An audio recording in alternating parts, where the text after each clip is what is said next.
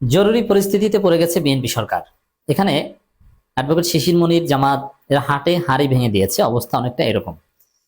দর্শক, BNP city কর্পোরেশনে জেলা পরিষদের প্রশাসক নিয়োগ করেছে এবং পৌরসভা, উপজেলা এবং ইউনিয়ন পরিষদের প্রশাসক নিয়োগের চিন্তা ভাবনা তাদের আছে। কেন নিয়োগ করেছে এর কোনো ব্যাখ্যা বিএনপি দিতে পারে না, কিন্তু শিশির মনির ব্যাখ্যা দিয়ে দিয়েছেন। আসলে বিএনপির এই প্রশাসক নিয়োগের পেছনে এক ভয়াবহ পরিকল্পনা এবং শঙ্কা আছে, বিএনপির মধ্যে কাজ করছে। বিএনপি মনে করে, এবং মির্জা ফখরুল তো বলেছেন, অনেকটা হাল ছেড়ে দেওয়ার মতো অবস্থা। সামনে ভয়াবহ পরিস্থিতি আসছে, বাংলাদেশে ছোটখাটো দুর্ভিক্ষ লাগবে এবং বড় দুর্ভিক্ষ লাগতে পারে। শিল্প কারখানার উৎপাদন বন্ধ হয়ে যেতে পারে, ভয়াবহ বিদ্যুৎ সংকট হতে পারে, যানবাহন চলাচল স্থবির হয়ে যেতে পারে। এই যেগুলো বলছি, শিল্প কারখানার উৎপাদন বন্ধ হওয়া, যান চলাচল স্থবির হয়ে যাওয়া, বিদ্যুৎ সংকট হওয়া, এর সরল তাৎপর্য হচ্ছে দুর্ভিক্ষ লাগা। এটা লাগতে পারে, আর দুর্ভিক্ষ লাগলে তখন সেটাকে জরুরি পরিস্থিতি বলা হয়। তো জরুরি পরিস্থিতিতে সরকার স্বাভাবিক প্রসিডিউরের বাইরে বিভিন্ন সিদ্ধান্ত নিতে পারে। সংবিধান এবং বিভিন্ন আইন সরকারকে সেই অধিকার দিয়েছে। কারণ জরুরি পরিস্থিতিতে পার্লামেন্ট সবসময় বসানো যায় না, নিয়মতান্ত্রিক সিদ্ধান্ত নেওয়া যায় না। তখন কিছু ব্যক্তি, প্রধানমন্ত্রী, রাষ্ট্রপতি, দুই একজন মিলে জরুরি সিদ্ধান্ত নিতে পারে। তো বিএনপি আসলে ভেবেছে ওইটাই, যে তারা বাংলাদেশকে রক্ষা করতে পারবে না, বাংলাদেশ দুর্ভিক্ষের কবলে পড়বে। যার ফলে জরুরি পরিস্থিতি যা করা হয় ওইটা প্র্যাকটিস করা শুরু করে দিয়েছে। যেমন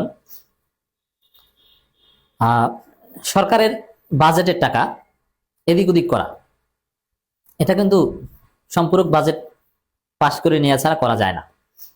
যেমন পে স্কেলের টাকা আপনি অন্য জায়গায় খরচ করতে হলে আপনাকে পার্লামেন্টে এটা পাশ করাতে হবে, কিন্তু পে স্কেলের টাকা দিয়ে ফ্যামিলি কার্ডের নামে যে ভাওতাবাজি প্রজেক্ট বিএনপি চলছে, জনগণের সাথে যে প্রতারণা, একটা দলীয় এজেন্ডা বাস্তবায়ন, যার কোনো সুফল জাতি পাবে না, অর্থনীতিতে যার কোনো নেসেসিটি নাই, সেই কাজ বিএনপি করছে। এটা কিন্তু অসাংবিধানিক। কিন্তু হ্যাঁ, এটা করা যায়। কখন করা যায়? জরুরি পরিস্থিতিতে, যুদ্ধকালীন বা বড় কোনো সংকটকালীন মুহূর্তে এক জায়গার টাকা আরেক জায়গায় সরিয়ে খরচ করা যায়। তবে পরবর্তীতে সেটা রেটিফাই করতে হবে, পাশ করাতে হবে, কিন্তু আগে পাশ করাতে হবে, এটা জরুরি না। এরকম সিটি কর্পোরেশন কিংবা পৌরসভা বা স্থানীয় সরকারের বিভিন্ন বডিতে দুইটা দিক। একটা হচ্ছে যে কোনো প্রয়োজন হলে প্রশাসক, এর মানে বিসিএস অ্যাডমিনের লোকজন প্রশাসক হিসাবে থাকবে, অথবা কোনো সংকটকালীন মুহূর্তে প্রশাসক নিয়োগ করবে। কিন্তু দলীয় প্রশাসক নিয়োগ, এটা কোনো কালেই এটা যৌক্তিক নয়। কিন্তু তারপর প্রশাসক নিয়োগটা, এটা সাধারণত যেটা সংবিধানে বা আইনে যেটা আছে সবকিছু তার সংবিধানে থাকে না। জরুরি পরিস্থিতিতে নির্বাচন ছাড়াও প্রশাসক নিয়োগ করা যায়। তাহলে বিএনপি কেন সিটি কর্পোরেশন, জেলা পরিষদে প্রশাসক নিয়োগ করেছে? তারা এটাকে জরুরি পরিস্থিতি হিসেবে ট্রিট করেছে। কেন?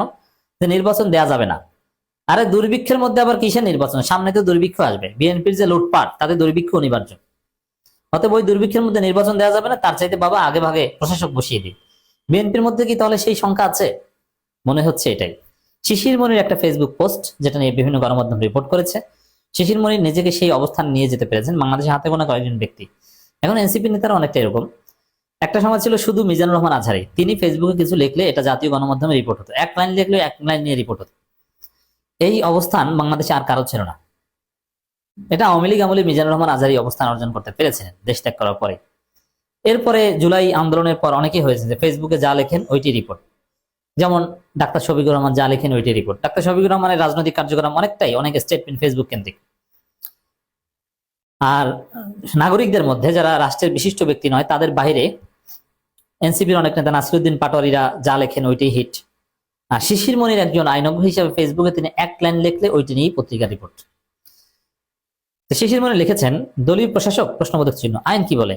বিশেষ পরিস্থিতি, এর মানে বিশেষ পরিস্থিতিতে, মানে জরুরি পরিস্থিতিতে দলীয় প্রশাসক নিয়োগ করা যায়।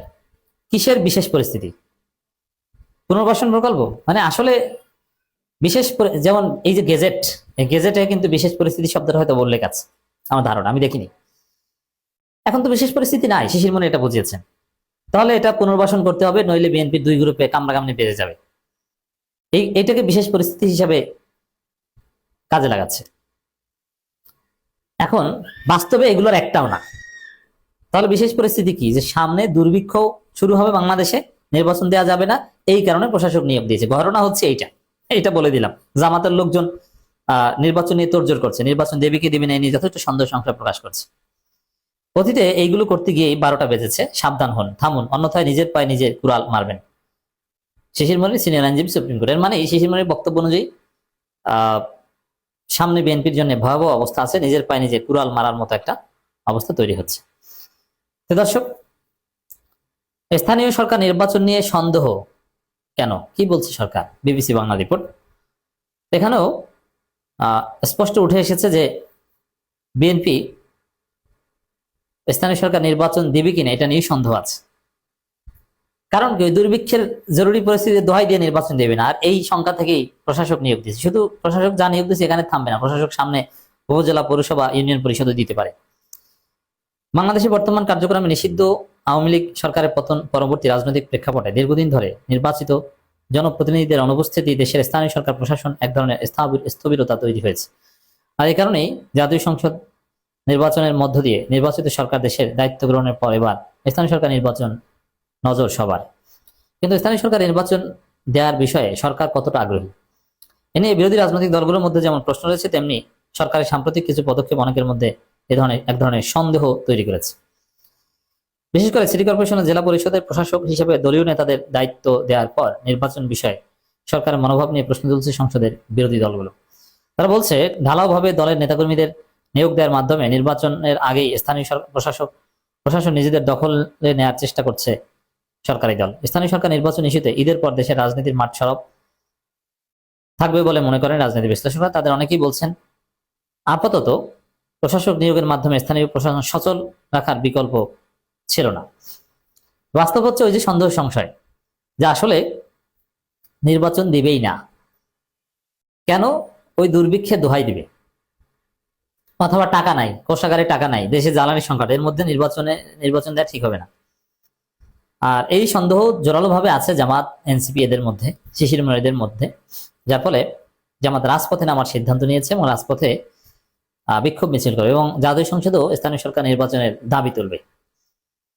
তখন বিএনপি বিব্রত বোধ করবে। আর তখন জামাতকে কি জবাব দিবে? কারণ নির্বাচন না দেওয়ার তো কোনো যুক্তি নেই। জবাব একটাই দিবে, যে দেশের অবস্থা ভালো না, অর্থনীতি ধ্বংস হয়ে যাচ্ছে, এই অবস্থায় নির্বাচন দেওয়া যায় না।